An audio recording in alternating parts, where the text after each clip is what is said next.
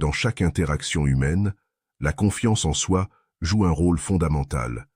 C'est ce qui permet d'établir des liens authentiques, d'échanger des idées et de naviguer dans les relations avec fluidité. Sans cette base solide, même les conversations les plus banales peuvent devenir un défi. Lorsque vous entrez dans une pièce et ressentez le regard des autres, ce que vous projetez à ce moment précis reflète souvent votre niveau de confiance intérieure. Êtes-vous à l'aise ou évitez-vous le contact visuel? Cette première impression est essentielle pour poser les bases d'une relation positive. La confiance en soi n'est pas une qualité innée. Elle se développe au fil du temps, grâce à des expériences et à une compréhension plus profonde de soi-même. En matière de relations, elle offre une capacité précieuse, celle de se présenter sans masque, sans besoin de validation constante. Une personne confiante attire naturellement, car elle émane une énergie rassurante. Elle devient un point d'ancrage, une source de stabilité pour ceux qui l'entourent. Dans les relations sociales, la confiance permet de poser des limites claires et de communiquer sans peur d'être mal compris ou rejeté. Elle donne également la force d'accepter les différences et d'apprendre des autres sans ressentir le besoin de se comparer ou de se justifier. Par exemple, un collègue qui présente une idée lors d'une réunion inspire davantage de respect s'il parle avec assurance, même si tout le monde n'est pas d'accord. Cela démontre qu'il croit en sa contribution, indépendamment de l'approbation générale. Cependant, il est crucial de distinguer la confiance en soi de l'arrogance. Une véritable confiance repose sur une évaluation réaliste de ses capacités, sans pour autant dénigrer les autres. Cela implique de reconnaître ses forces, mais aussi d'accepter ses faiblesses.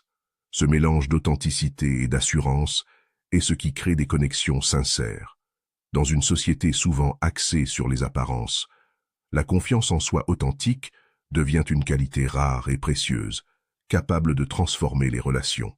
Enfin, rappelez-vous que la confiance en soi dans les relations ne signifie pas être parfait, mais être suffisamment à l'aise pour s'exprimer librement, écouter avec ouverture et bâtir des liens sur une base solide de respect mutuel.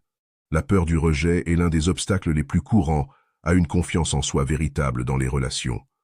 Ce sentiment de ne pas être suffisamment bon ou de craindre l'abandon peut paralyser les interactions, transformant des opportunités en situations stressantes.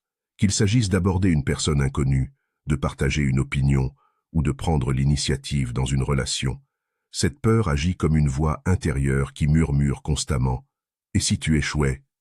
Cette crainte prend souvent racine dans des expériences passées. Peut-être avez-vous été ridiculisé lors d'une présentation scolaire ou ignoré par quelqu'un dont l'avis comptait pour vous. Ces événements, bien qu'anodins en apparence, peuvent créer des schémas de pensée limitants. À force d'entendre cette voix intérieure critique, vous finissez par y croire, et elle devient un frein majeur à votre développement personnel. Un exemple typique est celui d'un individu qui évite les discussions en groupe par peur de dire quelque chose de stupide. Pourtant, ce qu'il perçoit comme un risque majeur est souvent insignifiant pour les autres. Ce décalage entre la réalité et la perception intérieure est au cœur de la peur du rejet. Dans les faits, les gens sont rarement aussi critiques qu'on le pense. Mais cette peur pousse à éviter les interactions, renforçant le sentiment d'isolement et d'inadéquation. Pour surmonter ces blocages, il est essentiel de déconstruire ces croyances limitantes. Posez-vous des questions telles que « Pourquoi ai-je si peur de cette situation ?» ou « Quel est le pire qui pourrait arriver ?» En analysant ces peurs de manière rationnelle, vous réalisez souvent qu'elles sont infondées. Une technique puissante consiste à se rappeler que chaque individu, peu importe à quel point il semble confiant, a aussi ses propres insécurités. La résilience face au rejet commence par de petits pas. Initier une conversation avec un inconnu, proposer une idée lors d'une réunion, ou partager vos pensées sans filtre. Chaque interaction positive, aussi minime soit-elle, renforce la confiance et diminue l'impact de la peur. En comprenant que le rejet est une possibilité inévitable mais non catastrophique, vous commencez à appréhender les relations avec plus de sérénité et d'assurance. La communication affirmée est une compétence essentielle pour établir des relations saines et équilibrées. Elle consiste à exprimer ses besoins, ses opinions et ses sentiments de manière claire et respectueuse, sans agressivité ni passivité.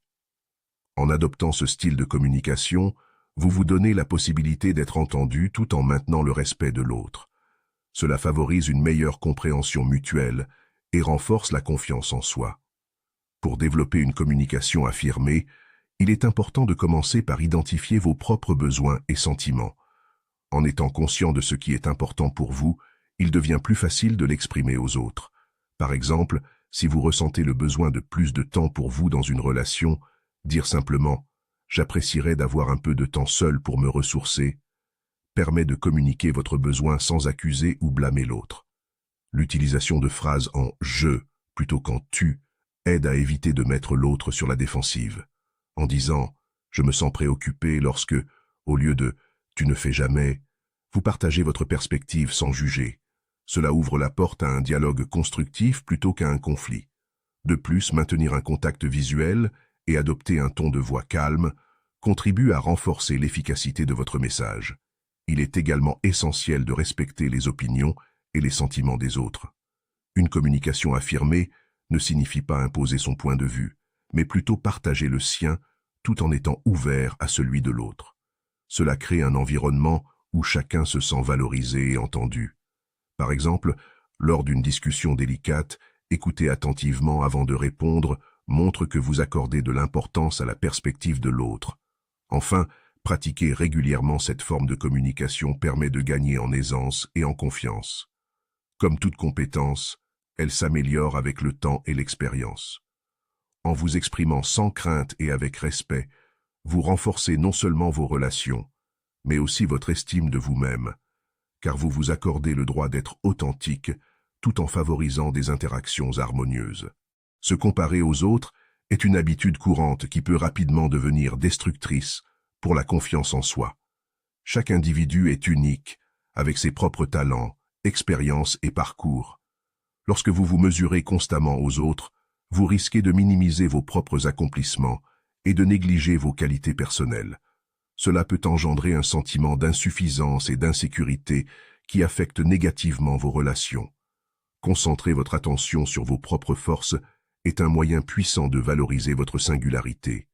Identifiez les domaines dans lesquels vous excellez, les compétences que vous avez développées et les qualités qui vous distinguent. Par exemple, peut-être êtes-vous particulièrement doué pour écouter les autres, résoudre des problèmes complexes ou apporter de la joie autour de vous. Reconnaître et apprécier ces attributs renforce votre estime personnelle. Il est important de comprendre que le succès et le bonheur ne sont pas des ressources limitées. Le fait qu'une autre personne réussisse ou possède certaines qualités ne diminue en rien votre propre valeur. En adoptant cette perspective, vous pouvez vous réjouir des réussites des autres sans vous sentir menacé. Cela libère de l'énergie pour vous concentrer sur votre propre chemin et vos objectifs personnels. Pour éviter les comparaisons, il peut être utile de limiter votre exposition aux sources qui les alimentent, comme les réseaux sociaux. Ces plateformes présentent souvent une version idéalisée de la vie des autres, ce qui peut fausser votre perception. Privilégiez plutôt des activités qui vous apportent satisfaction et épanouissement, et entourez-vous de personnes qui vous encouragent à être vous-même. En fin de compte, se concentrer sur ses propres forces permet de cultiver une confiance en soi authentique. En valorisant ce qui fait de vous une personne unique, vous êtes mieux équipé pour établir des relations sincères et enrichissantes. Vous pouvez alors aborder les interactions avec assurance, sachant que votre valeur ne dépend pas des comparaisons avec les autres, mais de la reconnaissance de vos propres qualités.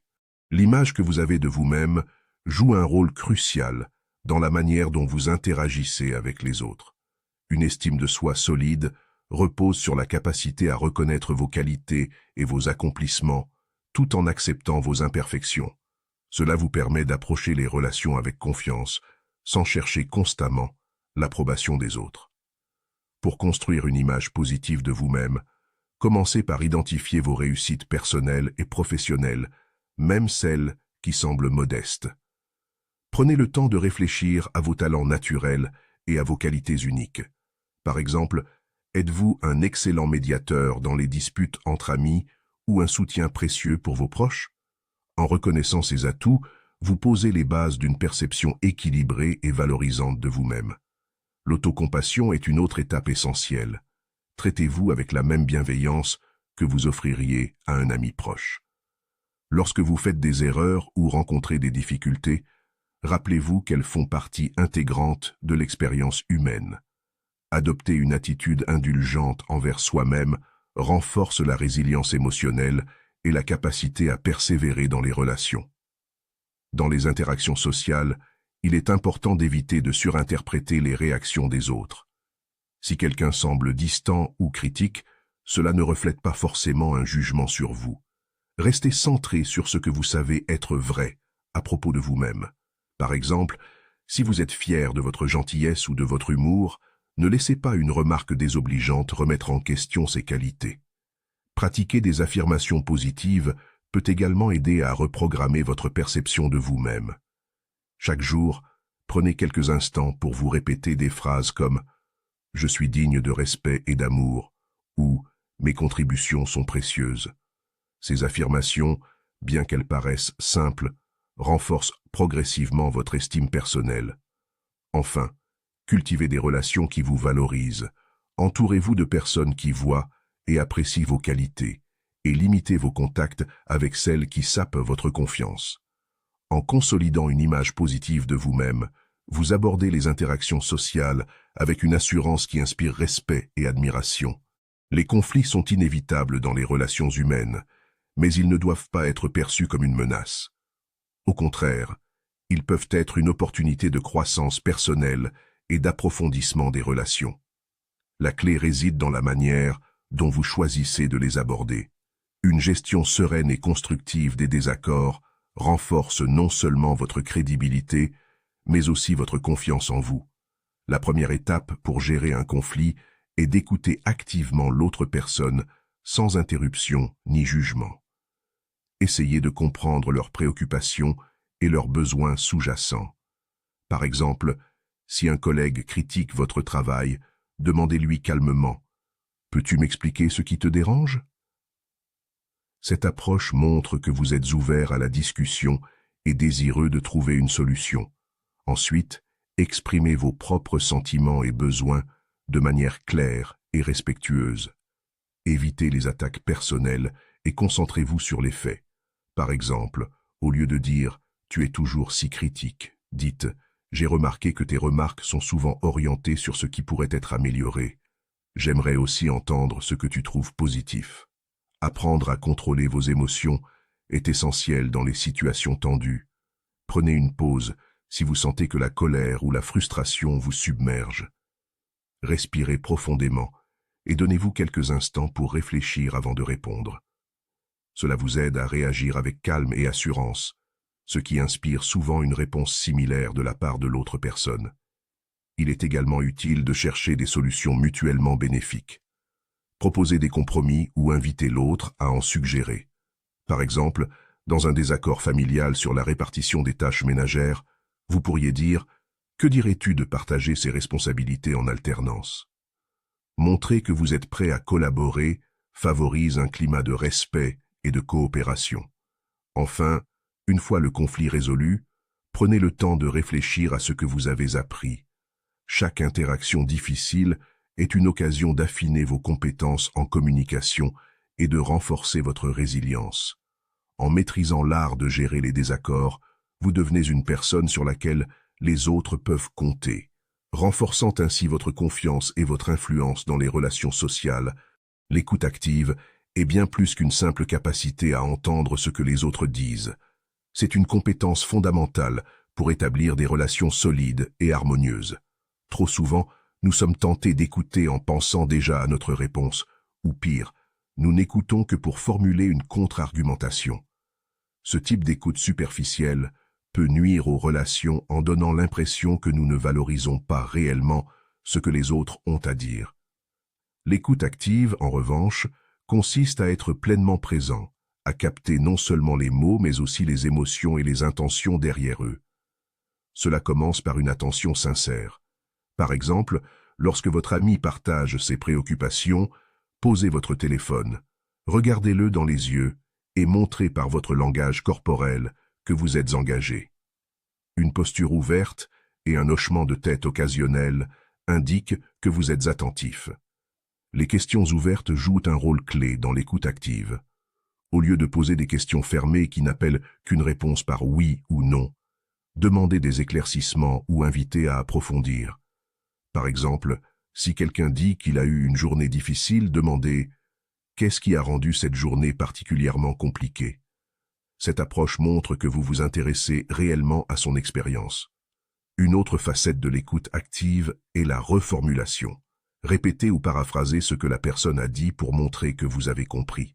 Par exemple, si un collègue se plaint d'un manque de reconnaissance au travail, vous pourriez répondre « Tu as l'impression que tes efforts ne sont pas appréciés, c'est bien cela ?» Cela permet non seulement de clarifier la discussion, mais aussi de renforcer la connexion émotionnelle. Pratiquer l'écoute active ne signifie pas que vous devez toujours être d'accord avec ce que l'autre dit. Cependant, il est essentiel de reconnaître ses sentiments. Phrases comme « Je comprends pourquoi tu ressens cela » ou « Je vois ce que tu veux dire » montrent que vous êtes empathique, même si vos opinions diffèrent. Enfin, l'écoute active demande de la patience. Dans un monde où tout va vite, prendre le temps d'écouter pleinement une personne est un acte rare et précieux. Cela montre que vous accordez de la valeur à cette relation, ce qui renforce les liens et vous fait gagner la confiance des autres. L'authenticité est une qualité que tout le monde recherche, consciemment ou non, dans les relations. Elle signifie être vrai envers soi-même et exprimer ses pensées, émotions et convictions sans artifice. Dans un monde où les apparences et les attentes sociales prennent souvent le dessus, être authentique est à la fois libérateur et puissant. Les relations bâties sur l'authenticité sont généralement plus profondes et durables, car elles reposent sur une base solide de vérité et de confiance. Être authentique commence par une introspection honnête. Prenez le temps de vous demander « Qui suis-je réellement en dehors des attentes des autres ?» Cela inclut la reconnaissance de vos forces et de vos faiblesses, de vos valeurs et de vos aspirations.